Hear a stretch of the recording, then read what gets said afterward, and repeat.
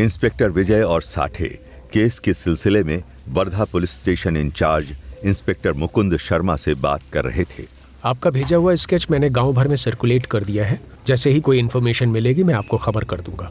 शुक्रिया इंस्पेक्टर। इस औरत का पता लगना केस के लिए बहुत जरूरी है, ये तो आप समझ ही गए होंगे।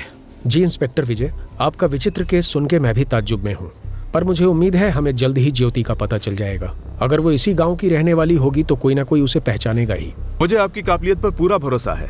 अब हमें चलना चाहिए, काफी देर हो गई है, मौसम भी खराब लग रहा है। जय हिंद। साठे, क्या लगता है ज्योति की कोई खबर मिलेगी आज की नहीं? क्या पता साहब, सच बताऊं तो मुझे इस बात की ज्यादा खुशी है कि आखिर विनोद के कातिल पकड़े गए। अब उसकी आत्मा को शांति तो मिलेगी। क्या साठे, तुम्हारे सर से ये आत्मा का भूत नहीं उतरा अभी तक? आप माने या ना माने साहब, मैं तो उनको मानता हूँ।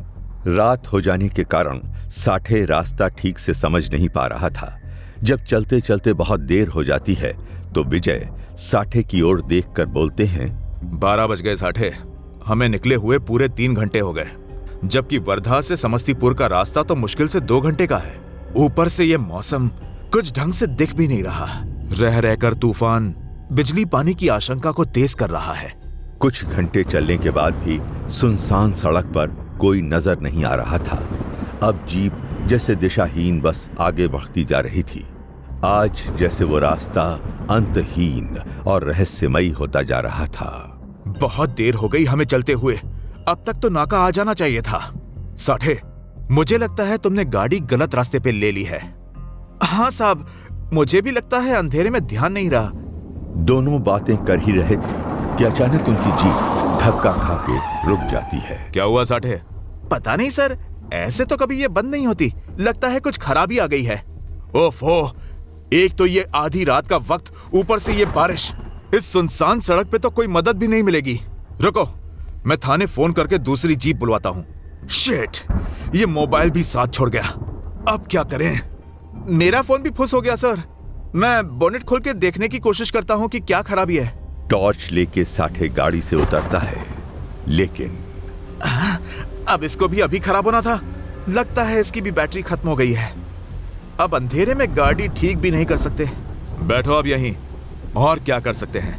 शायद कोई निकलता हुआ दिख जाए जिससे हम मदद मांग सके, पर इतनी रात गए कौन मिलेगा? विजय और साठे निराश होने लगते हैं, पर तभी एक आदमी मोटरसाइकिल पर वहां से गुजरता है। क्यों भाई, यहाँ आसपास कोई गांव है जहाँ मैकेनिक मिल जाए? हमारी गाड़ी खराब हो गई है, मौसम भी बिगड़ा हुआ है। हुजूर, यहाँ तो कोई बस्ती भी नहीं है। इतनी रात को यहाँ कोई मैकेनिक भी नहीं मिलेगा। हाँ, मगर कुछ कोस दूर एक पेट्रोल पंप है, शायद वहाँ मदद मिल जाए। आप मेरे साथ चलिए, मैं वहाँ तक छोड़ देता हूँ। साठे, तुम जाके देखो कोई मदद मिलती है कि नहीं। मैं यहाँ गाड़ी में रुकता हूँ। हवलदार साठे मोटरसाइकिल वाले के साथ चल देता है और विजय आंखें बंद करके आराम करने की कोशिश करने लगते हैं। तभी उस गहरे अंधेरे में उनके कानों में एक मीठी सी आवाज सुनाई पड़ती है। क्या हुआ बाबूजी, आपकी गाड़ी खराब हो गई है क्या? इंस्पेक्टर विजय आंखें खोलते हुए गाड़ी से बाहर अंधेरे में देखने की कोशिश करते हैं तो वहां उन्हें एक युवती खड़ी हुई दिखाई देती है। इतनी रात गए सुनसान सड़क पर उसे देख के विजय सकते में आ जाते हैं। अंधेरा ज्यादा होने के कारण वो उसका चेहरा भी ठीक से नहीं देख पाते हैं। हाँ, हमारी गाड़ी अचानक बंद पड़ गई। अब इस बरसात में जाए भी तो कहाँ? मेरा हवलदार पास ही मदद लेने गया है, पर आप कौन हैं और यहाँ सुनसान जगह पे क्या कर रही हैं? वो सब जान के आप क्या करेंगे? यहाँ पास ही में एक मंदिर है, मैं वहीं रहती हूँ। जब तक आपका साथी मदद नहीं ले आता, आप चाहो तो वहाँ आराम कर सकते हैं। इतना अंधेरा है, बारिश होने वाली है और ये जगह भी सुरक्षित नहीं है। नहीं, ऐसी बात नहीं है। हम पुलिस वालों को ऐसे हालात में रहने की आदत होती है। आप चिंता ना करें, मैं ठीक हूँ। अरे बाबूजी, वो पेट्रोल पंप यहाँ से काफी दूर है। आपके साथी को आने में काफी वक्त लग सकता है। आप कब तक यहाँ इंतजार करते रहेंगे? संकोच मत कीजिए, वो मंदिर पास में ही है। इंस्पेक्टर विजय उसकी बातों को टाल न सके। वो युवती जितनी रहस्यमयी थी, उसकी आवाज उतनी ही ज्यादा मधुर थी। उसके शब्दों के जादू से विवश होकर इंस्पेक्टर विजय उसके साथ चलने के लिए तैयार हो जाते हैं। यहाँ दूर दूर कोई बस्ती नहीं, एक औरत होकर आप यहाँ अकेले रहती हैं? आपको डर नहीं लगता? डर तो इंसानों से लगता है साहब, यहाँ किस बात का डर?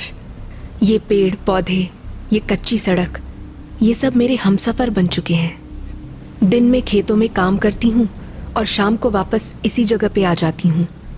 यहाँ बहुत शांति और सुकून है।